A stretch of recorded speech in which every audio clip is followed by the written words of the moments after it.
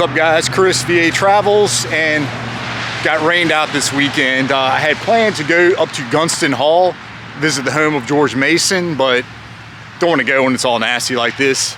So figured it would be a good day to visit a museum. So I came out here to the Spotsylvania County Museum. Just thought I'd do a little walk around just to learn a little bit more about the county. And yeah, liking this place already. You've got General Longstreet over here, Joseph Hooker. Oh, to let you know, they're open every day from 9 a.m. until 5. And admission is free. All right, Stonewall Jackson and Robert E. Lee. Over here is the first day of Chancellorsville Battlefield. I'll visit that at another time. And yeah, check this place out.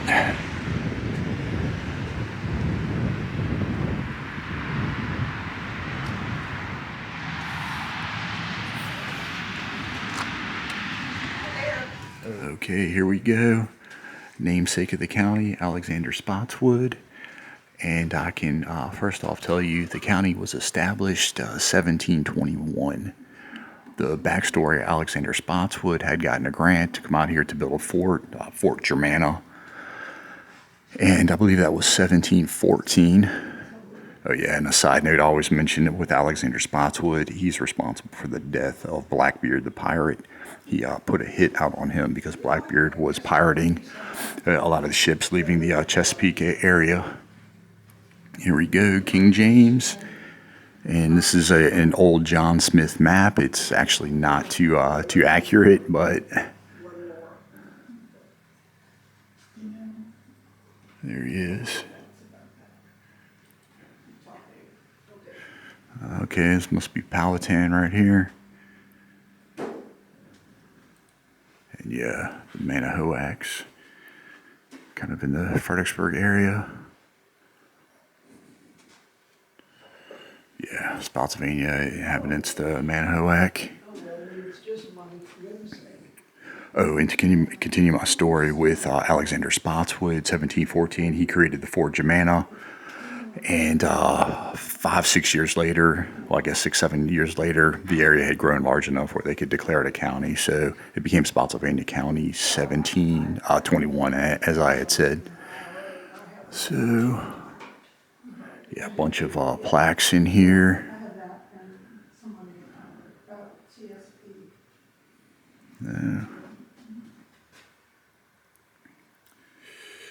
Stocks. And some older stones. Celt stone going back 4,000 years.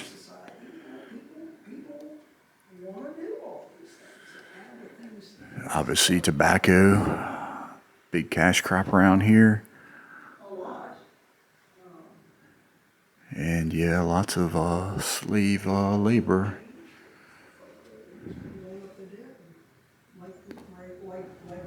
Yeah, stocks right there. Whipping post.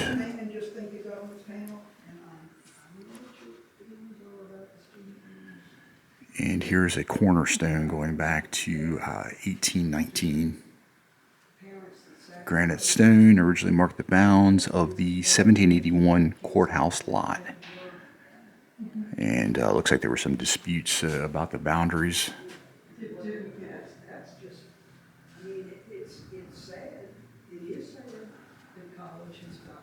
Okay, Spotsylvania Courthouse, 1738, very similar to the Hanover County Courthouse. I did a video on that if anybody wants to go back to Hanover Tavern. James Monroe, John Marshall, Patrick Henry, all practiced law, Spotsylvania Courthouse. And Fredericksburg Courthouse. Fredericksburg was still a part of Spotsylvania until after the Civil War.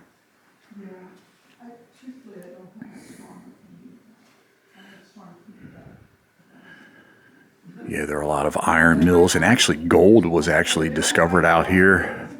There was a small gold rush. It was abandoned.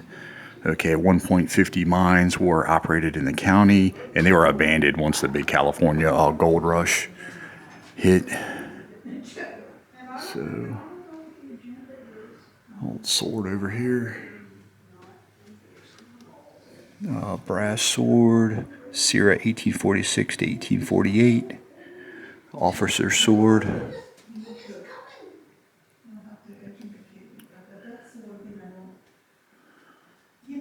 Yeah. Yeah, unfortunately, there was a lot of slavery in Spotsylvania. There were actually more slaves or blacks in Spotsylvania before the Civil War than there were whites. And you'll hear the famous statistic that after the Civil War, Spotsylvania, Fredericksburg didn't return to its wartime population for 100 years. And a good reason for that is because a lot of the blacks fled. There's hats, flock coat here.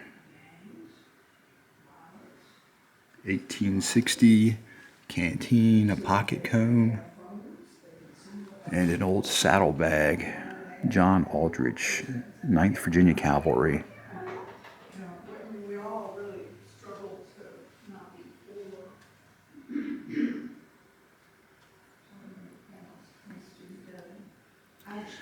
Okay, so this is going to go over Boxleys Rebellion. It was a failed slave revolt here in the county. And the story goes, what's his name? Okay, George Boxley, 1815. He was actually, it's kind of funny because he was a former slave owner and he still had 2 slaves on the books. I don't know if that was a technicality, but he was planning a slave revolt. He was going to gather a posse of slaves, attack Fredericksburg just to get weapons, supplies, then go down to Richmond, try and attack this arsenal just outside of Richmond. But long story short, it was squashed. There was a slave named Lucy who kind of ratted out the whole plan. Word got to the governor.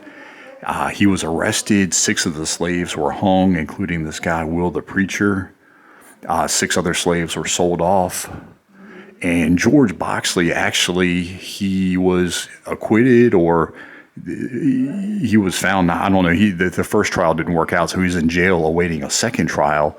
And during that time, his wife helped him escape from jail. He fled up north to Pennsylvania and then eventually fled out to Ohio and Indiana. He died out there. So anyway, that's the story on Boxleys Rebellion. Old Plantation House, it looks like, or just an old house. Pine Forest. Not sure where that's at, but there's a straw doll. Kerosene lamp, of course. A little sewing machine, 1860. And door lock, railroad tile. Oh yeah, well this is more on the Boxleys Rebellion.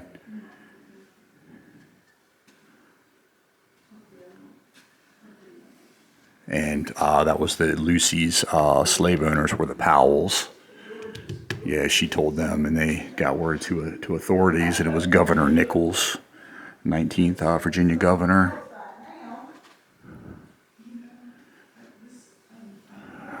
Slaves' basic needs. Yeah, a bunch of linens, common types of clothes,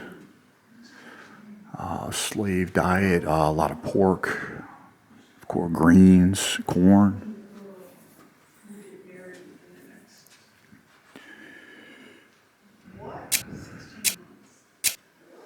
And yeah.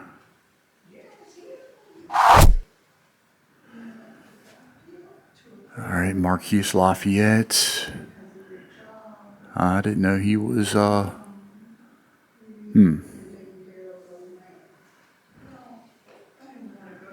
right, must be Patrick Henry, Virginia militia. This must be going through the colonial period.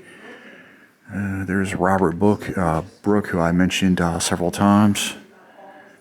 Owned Federal Hill there in Fredericksburg.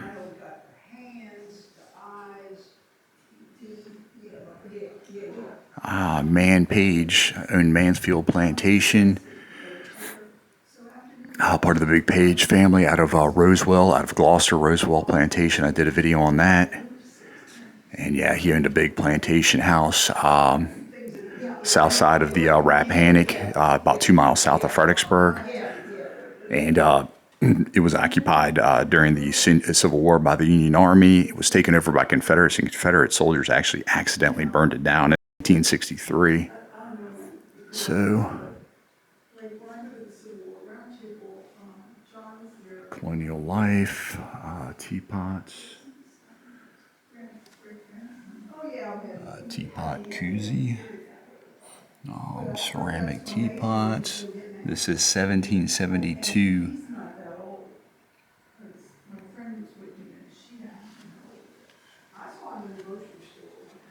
And this house is called Clifton.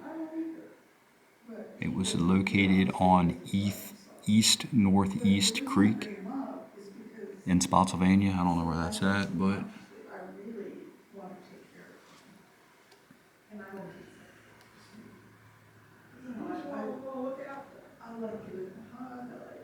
sailing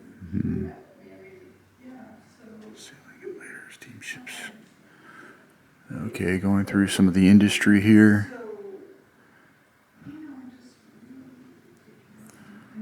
On the eve of rebellion. All right, so this is just pre-Civil War.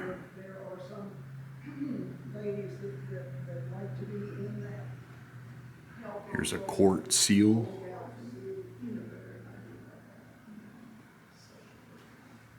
Next, call your attention. Andrew's Tavern, J.R. Mansfield. It was a voting site and a post office. Lancelot Partlow, maybe that's where Partlow got its name. Edgar Chancellor. He had an office on Cat Harpin. I guess that's going to be Catharpin Road.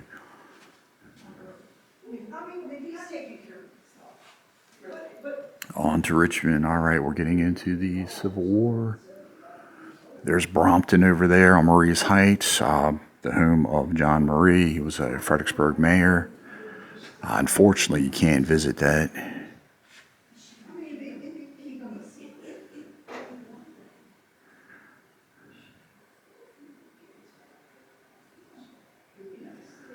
Okay, so this is the Lansdowne House. Robert Reynolds lived. And early map here of the county.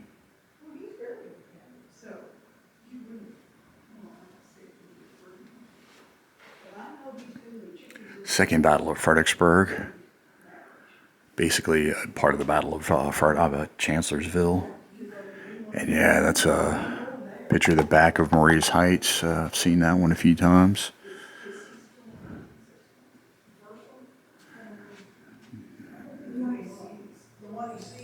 Okay. Lancaster, New Hampshire. Old padlock. It looks like they use their bayonets as hooks and tools to hold over for cooking. Old musket. Oh yeah, panoramic view of the assault on Marie's Heights.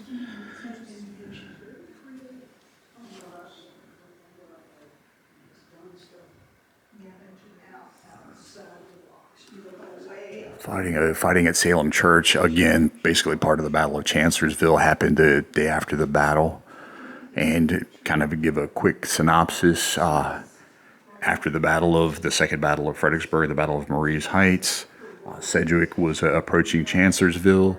Confederate soldiers leaving the Chancellorsville battlefield got into a skirmish at Salem Church. Would be a real long story short. Yeah, I need to go visit Elwood out there. Battle of the Wilderness. For Laura.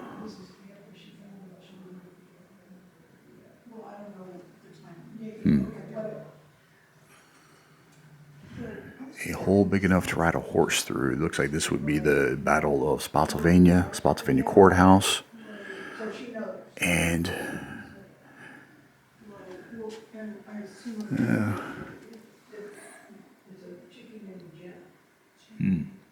bunch Bunch of old bullets.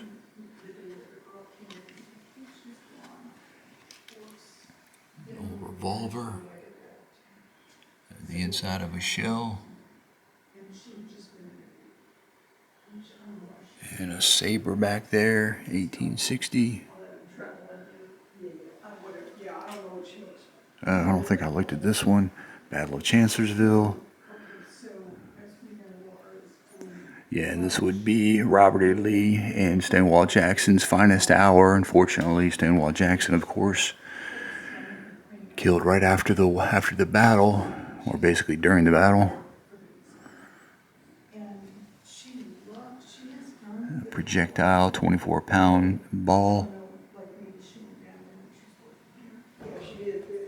And yeah, musket. Some brass knuckles. An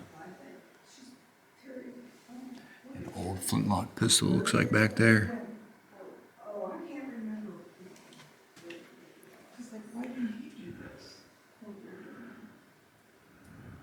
Oh, I've seen this old Memo Pad right here.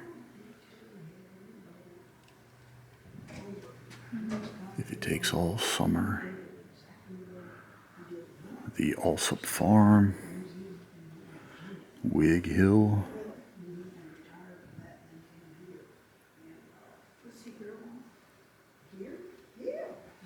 Richard Dale.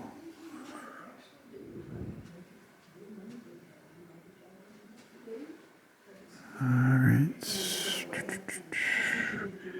Kate Couse. Okay, everything at Old Laurel Hill.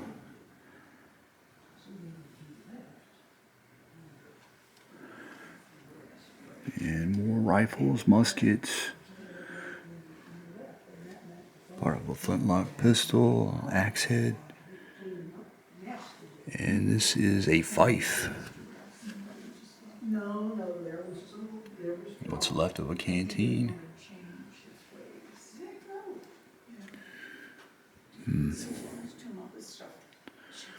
Alright, some more generals and captains.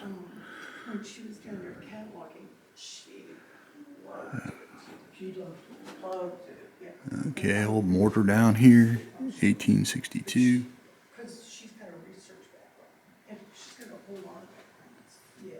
And her locket and his photograph. The Alsop's farm once again. Friend in Phil Lake. Time passages escalated decades later. Christmas at the Sylvania plant, huge employer. And it's what got Fredericksburg through the Great Depression. Yeah, Fredericksburg actually prospered during the 1930s. Confederate Cemetery. Robert E. Lee High School, 1920. Catherine's Furnace back there. And back here is a level. Here, insulators. There's some ceramic from that Sylvania plant.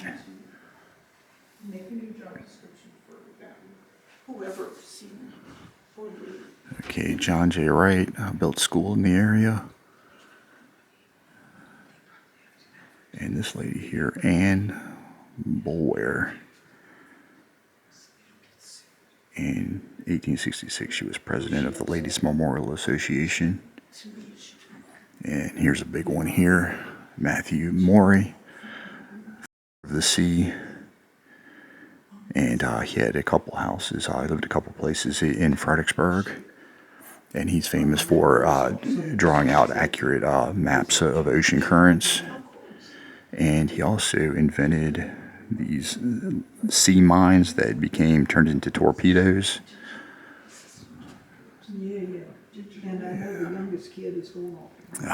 Oscar Crutchfield, don't know much about this guy. Born at Springford, Spotsylvania County.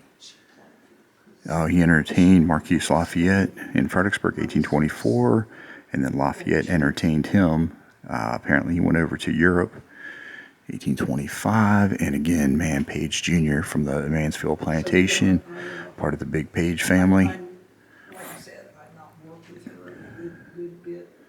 And yeah, what's left of his house after it burned down. And that's what it looked like. Pretty much a replica of Mount Airy. So,